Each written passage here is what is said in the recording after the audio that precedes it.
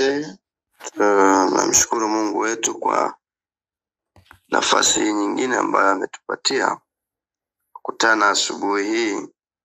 Sifa na utukufu ni vyake. Nawashukuru wote ambao tumeendelea kuhudumu pamoja katika siku ya leo. Bwana awabariki sana. Tukiwashukuru yule aliyekuwa anatuongozea nyimbo, mwenyekiti, pamoja na wote ambao tumesimama kwa zamu katika maombi. Bwana atubariki. Asubuhi ya leo tunaendelea na somo letu, gharama ya kubadili utambulisho. Na leo tunaendelea kuangalia kipindi cha pili cha maisha ya Yakobo. Na somo la leo au katika kipindi hiki nimekiita au ni kipindi ambacho kinaitwa maisha safarini. Maisha safarini, au unaweza kusema maisha nje ya familia. Maisha safarini. Basi tuombe.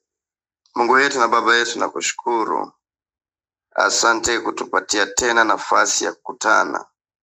Asante kunipatia nafasi ya kusema mbele ya watoto wako katika kanisa hili la mtandao. Naomba unisaidie mimi pamoja na wasikilizaji wote visikie sauti yako asubuhi ya leo ikizungumza pamoja nasi. Roho wako mwema ambaye ndiye anatuunganisha, naomba awe juu ya kila mmoja wetu, ili neno lako utakapolinena tulisikie kwa jina la Yesu Kristo. Amen. Katika kipindi hiki cha maisha safarini au maisha nje ya familia, ni kipindi ambacho kinasababishwa na jambo moja ambalo linatokea katika familia ya mzee Isaka. Sasa tunafahamu ya kwamba unapokisoma kile kitabu cha Mwanzo sura 27, utagundua ya kwamba kinaeleza habari ya kile alichokitenda Yakobo na mama yake. Kama tulivyoangalia jana, ni kwamba mama yake alikuwa na ujua mpango vizuri wa uzaliwa. Vivyo hivyo Isaka alikuwa na ujua mpango vizuri wa uzaliwa wa kwanza. Lakini moja ya kitu ambacho tunaweza tukakiangalia hapa, ambacho cha kwanza tunaweza tukakumbushana pia, ni kwamba changamoto ya malezi inaweza ikasipelekea mpasuko mkubwa sana. Hata inaweza ikafanya msisikie sauti ya Bwana. Katika mfumo huu wa malezi waliokuwa nao, huyu mama alijua vizuri, na kiukweli Yakobo, huyu mama Rebeka, alijitahidi kwa namna mbalimbali kumshawishi mume wake juu ya ile sauti ya Bwana aliyoisikia. Lakini kwa sababu ya athari ya malezi, lakini athari za kitamaduni, zikamfanya Isaka kutokusikia sauti ya Mungu. Hapa kuna kitu ambacho tunaweza tukajifunza kidogo, kwamba katika swala la wokovu halina mahusiano na tamaduni tulizonazo. Wapo watu wengi sana wana imani, lakini wana hofu na tamaduni zao. Na ndio maana mtu anaweza akawa anajua vizuri ya kwamba wafu hawajui neno lolote, lakini kwa sababu ya hofu za kitamaduni, anapoitwa kujengea makaburi na kutishwa ya kwamba usipojengea laana ya wazazi wako itakuwa juu yako, anaamua kusalimisha imani kwa makaburi, kwa wafu, hali ya kuwa anajua vizuri ya kwamba wafu hawajui neno lolote. Kwa hiyo athari ya kitamaduni inaweza ikakufanya ukasalimisha imani ambayo uko nayo kwa Mungu. Na watu wengi wanashindwa kusalimisha kwa hofu ya kutengwa na jamii, kwa hofu ya kutengwa na ukoo. Mtu anaweza akajikuta ameingia kwenye mambo ambayo hayafai, ili tu kulinda ujamaa wake na ukoo. Sasa nikutie moyo asubuhi ya leo ya kwamba ni heri kusimama na Bwana kuliko kusimama na watu. Na hii inatusumbua sana katika maisha ya Ukristo. Wote tunaomwamini Mungu, wengi tunasumbuka na hiki kitu, kwamba watu wengi sana ambao wana hofu ya kutengwa na jamii kuliko hofu ya kutengwa na Mungu. Na ndio maana wako tayari kusalimisha imani kwa watu kuliko kusalimisha imani kwa Mungu. Kwa hiyo sasa katika kisa hiki utaangalia na kuona ya kwamba hawa watu wawili walikuwa na kinzana. Na hii familia ni familia ambayo kuna masomo mengi sana ya kujifunza, lakini basi ngoja tuendelee kwenye eneo ambalo tunatamani tujifunze. Maisha safarini. Maisha safarini yanasababishwa na kitu kimoja ambacho kinatendeka katika familia hii. Huyu mama na Yakobo, kama tulivyomsoma jana, alielewa vizuri na alikuwa na shauku ya maisha ya mbele. Na mpango mzima wa uzalio wa kwanza kwa haki, sio kwa uzalio kimwili, aliuelewa vizuri. Na Yakobo alipokea masomo haya ya uzaliwa wa kwanza kwa haki, si kwa mama yake tu. Mara nyingi huwa tunaeleza na kujikuta ya kwamba tunaeleza tu kwamba mama yake ndiye aliyekuwa na mpango, na ni kweli mama yake alimweleza vizuri, lakini masomo haya aliyapata vizuri na kwa uzuri kutoka kwa baba yake. Ukisoma hii kitabu kizuri kinaitwa Wazee na Manabii alichoandika mwandishi mashuhuri, kinaeleza kabisa ya kwamba Yakobo alijifunza chini ya miguu ya baba yake juu ya uzaliwa wa kwanza. Huu ni ukurasa wa 181. Alijua vizuri na alikuwa na shauku juu ya siri hii. Alisikiliza yote kutoka kwa baba yake aliyokuwa akieleza juu ya uzaliwa wa kwanza, na alikuwa na shauku kupata hii habari ya uzaliwa wa kwanza kiroho, au uzaliwa wa kwanza kwa haki. Na kwa sababu hiyo katika sura hii inaeleza vizuri ya kwamba, lakini wakati akiwa anatamani sana baraka za uzaliwa wa kwanza, kwa bahati mbaya moyo wake ulikuwa haujafanywa upya kwa neema ya Mungu.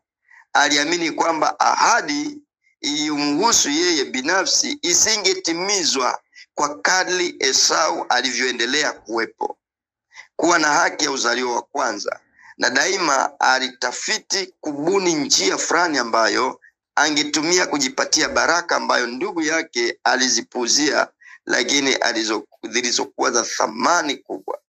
Na hivyo yeye akaamua kupita njia ya mkato. Mpango huu Yakobo alielewa vizuri ya kwamba habari ya uzaliwa wa kwanza na baraka ambazo Bwana alikuwa ameziahidi zilikuwa zinaenda kutimia juu yake. Lakini changamoto aliyokuwa nayo Yakobo ni kwamba aliamua, yani kwa kifupi tunaweza tukasema ya kwamba Yakobo hakuwa na subira juu ya kupata baraka za Bwana kwa mujibu wa Bwana alivyohitaji. Au kwa lugha nyingine tunaweza kusema ya kwamba Yakobo hakuwa tayari kumngoja Bwana katika kupokea baraka zake. Moyo wake ulijua vizuri na kumwelewa Mungu, lakini moyo wake ulikuwa haujafanywa upya katika kumwelewa Mungu. Wapo watu wengi sana ambao katika kanisa mioyo yao na midomo yao inakiri, mioyo yetu na midomo yetu inakiri ya kwamba Mungu ni Bwana na Mwokozi wa maisha yetu. Yesu anaweza kila kitu. Yesu ndiyo ngome yetu. Lakini mioyo yetu haiko mbali na maneno tunayoyatamka. Na ndiyo maana inapofika swala la kutafuta, katika swala la kujipatia uchumi, watu wengi tunafeli sana, tunafeli mno. Na ndiyo maana najikuta badala ya kumngoja Bwana atupatie baraka zetu kwa wakati, maana tunajua vizuri Bwana amesema nitakubariki mashambani, nitakubariki katika biashara, nitabariki watoto wako. Lakini hiyo tunaifahamu vizuri. Lakini watu wengi tunashindwa kuwa na subira kungoja baraka za Bwana. Kungoja baraka za Bwana. Na ndiyo maana wengi tunafika mahali tunapita njia za mkato, hali ya kuwa tunajua kabisa ya kwamba Bwana amesema sitakupungukia, lakini unapoona ya kwamba Bwana yuko mbali na wewe, tamaa, mioyo ambayo haijafanywa upya inaweza ikapelekea kupita njia za mkato ili kujipatia baraka. Wapo watu wengi sana ambao ni washiriki, lakini wameingia kazini kwa njia ya rushwa. Wameshindwa kumngoja Bwana. Wametoa rushwa wakaingia kazini, wakapata kazi. Wapo watu wengi tunawafahamu sana wanamjua Mungu, lakini biashara zao zinaenda kwa njia ya udanganyifu. Wameshindwa kumngoja Bwana. Nikwambia nini? Nikutie moyo mshirika mwenzangu na muumini mwenzangu katika kanisa hili, mngoje Bwana hata kama atakawia kiasi gani. Katika mtazamo wa macho ya kibinadamu, Bwana hakawii, wakati wake ni sahihi sana. Wakati ambao tunaweza tukautumia sisi unaweza kuonekana ni sahihi kwa wakati huu, lakini una madhara makubwa katika maisha yetu. Yakobo akiwa analijua hilo, alikuwa na shauku ya kupata uzalio wa kwanza wa haki, lakini hakuwa tayari kumngoja Bwana. Moyo wake haukuwa umemwandama Bwana inavyotakiwa. Sasa maisha safarini yanaanzia hapa katika hiki kipengele, ya kwamba siku moja, nafikiri hiki sasa tukifahamu vizuri, ya kwamba Yakobo alikuwa ni mzee, na Biblia inasema ya kwamba mzee sana na macho yake yalikuwa yanapofuka, yanakaribia kupofuka, hayaoni tena. Lakini alipoita wakati alipokuwa anakaribia uzee, ni kawaida kubariki. Na sasa Yakobo, Isaka anamuita mwanawe ili ambariki. Na bahati nzuri maneno hayo alipokuwa akiyatamka, Rebeka aliyasikia. Sasa sikiliza, hiki kitabu kinaeleza vizuri. Imeanza kwa baba kwa kukaidi au kukataa. Maana baba aliambiwa vizuri ya kwamba mzaliwa wa kwanza ambaye Yakobo atamtawala, atakuwa mkubwa kwa Esau. Yani baraka zangu ambazo niliwanenea wazazi wako zitapita kwa Yakobo. Baada ya baba kukaidi hiyo, nafasi iliyokuwa imebaki ya kubeba huo ujumbe vizuri katika haki yote ilibaki kwa mama. Yakobo alipokuwa akiendelea katika njia ile, mama ndiye alikuwa ametakiwa kubaki kusimamia kile ambacho Bwana amekisema. Sasa hebu angalia nafasi ya mama ilivyokuwa. Katika kitabu inaeleza vizuri, ukurasa wa 182, anasema kitendo alichokuwa amekifanya Yakobo cha Isaka cha kumuita Esau kumbariki ilikuwa ni kwenda kinyume na mpango wa Mungu. Na Rebeka alitambua kusudi kwa kusikia. Alikuwa na imani kwamba ilikuwa ni kinyume na kile ambacho Mungu alikuwa amedhihirisha kama mapenzi yake. Isaka alikuwa katika hatari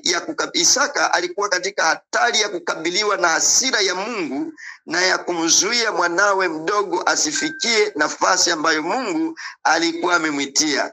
Alijaribu bila mafanikio kusemezana na Isaka, na aliamua sasa kutumia mbinu ya welevu.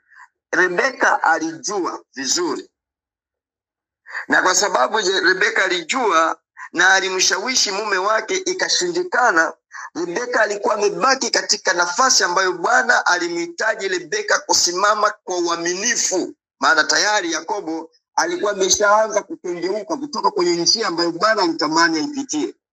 Maana tayari alikuwa amemuuzia mwenzake, akamnyang'anya uzalio wa kwanza kwa chakula cha dengu. Sasa Rebeka alikuwa amesimama hapa kama mama ambaye alitakiwa kuonesha kwamba Mungu ni mwaminifu. Pamoja na kwamba inaweza ikaonekana haifai, Mungu bado ni mwaminifu. Lakini Rebeka, kwa bahati mbaya, kwa sababu ya kile alichokifanya, Rebeka na yeye anaunga njia ile ile ya baba yake. Ni kweli wazo lilikuwa ni jema kwamba sasa mume wangu anaenda kukabiliwa na hasira ya Bwana.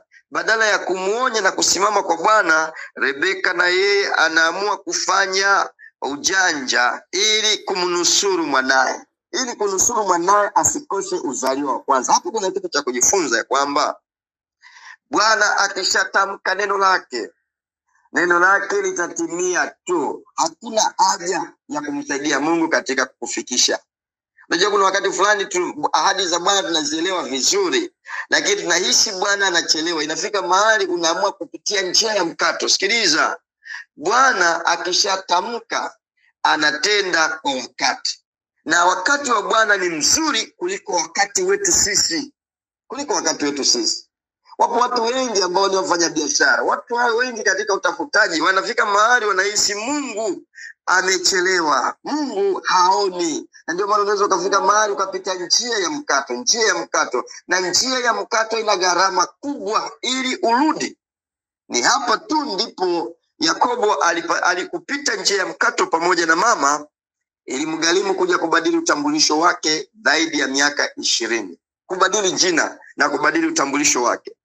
Huyu mama akaamua kuchukua nafasi ya Bwana, ya kwamba sasa Bwana huyu anaweza asitende. Na kwa sababu Isaka ameshamuita Esau, Rebeka akaona kabisa mpango wa Mungu unaenda kufeli wa kumbariki Yakobo. Sikiliza, Mungu hajawahi kufeli.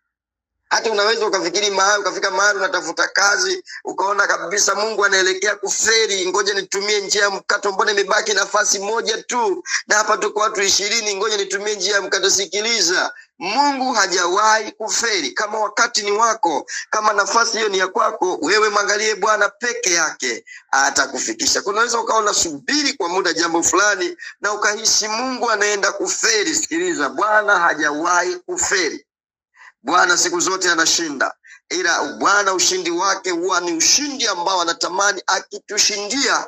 Kila mmoja anapoona ushindi wako aseme ni nini hiki, na wewe useme kwa kweli Bwana ametenda. Nikuulize wewe ambaye umepita njia ya mkato, unapoulizwa kwa nini ulifanyeje ukaingia kazini, wewe unasema ni kwamba ni Bwana, au ni ujanja wako binafsi, au ni mahusiano yako binafsi na yule bosi, au ni mahusiano yako binafsi? Unasemagaje? Wewe ulianza biashara kwa njia zisizo halali. Unapoulizwa biashara yako inaendaje, unasema ni Bwana alinifanikisha au ni juhudi binafsi? Mama aliingia kwenye mtego huu. Na ndio maana mtego huu Yakobo alikuwa na hofu ya Bwana. Mama alipoingia katika mtego huu, hakumwacha salama. Na ndio maana alipokuwa akijaribu, Yakobo akamwambia, sikiliza mama, hiki unachotaka kukifanya, maana mama alipokuwa amezamiria achukue uzalio wa kwanza ili amuokoe mwanae mdogo asiyekose uzalio wa kwanza, Bwana akarudi kwa Yakobo, anashughulika na Yakobo. Ndio maana mama anapoandaa mpango anasema leta mwanambuzi. Roho wa Bwana alikuwa kwa Yakobo. Yakobo anamkumbusha mamaye, anamwambia, sikiliza mama, hiki tunachotaka kukifanya, katika lile 27:11 anasema, ndugu yangu ni mtu mwenye malaika. Hiki tunachotaka kukifanya tunaweza tukapata laana kutoka kwa baba, badala ya kupata baraka tukapata laana. Huyu mama kwa sababu alikuwa amedhamiria, fungu la 13 tunasema, akamwambia, laana yako kama itapatikana na iwe juu yangu mwanangu, lakini unachotakiwa kufanya saizi, sikia sauti yangu, nenda kaniletee mwanambuzi. Alipoendelea na mchakato huo, Yakobo ikabidi aingie kwenye mtihani. Sasa roho wa Bwana yuko kwa Yakobo. Hapo tutaendelea kesho, tutaangalia namna jinsi ambavyo Bwana anafanya maisha nje ya familia. Hiki ni kipindi ambacho kinatengenezwa na kutokungoja, kukosa subira kwa Bwana. Niwatie moyo washiriki na waumini wenzangu katika kanisa hili, ya kwamba Bwana ahadi zake ni sahihi kabisa, na wala usifike mahali ukatilia shaka ahadi za Bwana. Bwana anachokihitaji katika maisha yetu ni kumtazama yeye. Hakawii, na anajua wakati wa Bwana ndiyo sahihi. Wakati wake anapotupatia vitu ndio wakati sahihi anaotujalia, aliokusudia. Na anapotupatia kwa wakati wake, vitu hivi vinakuwa na baraka kubwa kuliko ambavyo tunaweza tukafikiri kwa kupita njia ya mkato. Na ndio maana wewe mwenyewe unaweza kama shahidi, kuna kitu ambacho umepita njia ya mkato, ni kweli umekipata, lakini kinakutesa, kuna amani nacho. Wapo watu wengi ambao upo kazini, lakini unafika mahali unasikia unasema, yani mimi kazi kwa kweli sitaki. Nini? Alipita ya mkato. Sasa kazi imekuwa ni ngumu, anaanza kumlilia tena, Bwana nisaidie. Kazi imekuwa ngumu, amebana kwenye ibada, anaanza tena kusema, Bwana nisaidie. Nini? Bwana anakuuliza, ulifikafikaje hapo? Uliingiaje hapo? Kumbe badala ya kulia ni kuanza kuomba toba, ya kwamba Bwana, nilijikurupukia kukimbilia hapo, ninaomba unisamee na unirehemu. Gharama ya kubadili utambulisho ni gharama kubwa, na hususani ikiwa uliingia mahali pasipo kumngoja Bwana. Itakugharimu ni mpaka utambue ni wapi ulikosea. Na mara nyingi wengi hili linatupiga chenga. Tunaanza kumlilia Bwana kwa matokeo, hatumlilii Bwana kwa kile ambacho kimetufanya tuingie hapo. Ni kwa sababu hatukumsikia sauti ya Bwana, hatukumungoja Bwana, tuliingia wenyewe. Lakini sasa mambo yanapokuwa magumu, unasahau ya kwamba uliingia mwenyewe, na sasa unamlilia Bwana akusaidie kutokana kukabiliana na matokeo, badala ya kuungama kwamba Bwana, nilikuacha, sasa ninarudi kwenye mstari, ninaomba unitie nguvu. Ahadi za Bwana ni sahihi. Mungoje Bwana kabla usiende mwenyewe, maana ukimungoja Bwana atakuweka kwa wakati sahihi. Tuombe. Mungu wetu na Baba yetu, nakushukuru. Maisha nje ya familia yanatufundisha ni namna gani tunapaswa kuwa watulivu. Leo tumeangalia tu sababu maisha nje ya familia sehemu ya kwanza. Tunaomba utusaidie tudumu kungoja, tudumu kuwa waaminifu katika ahadi zako, ili tusije tukatoka nje ya ahadi. Tunaomba utusaidie kila mmoja wetu kukuamini na kuamini ahadi zako ya kwamba unatenda kwa wakati. Ndivyo tunavyoomba tukiamini kupitia jina la Yesu Kristo. Amen.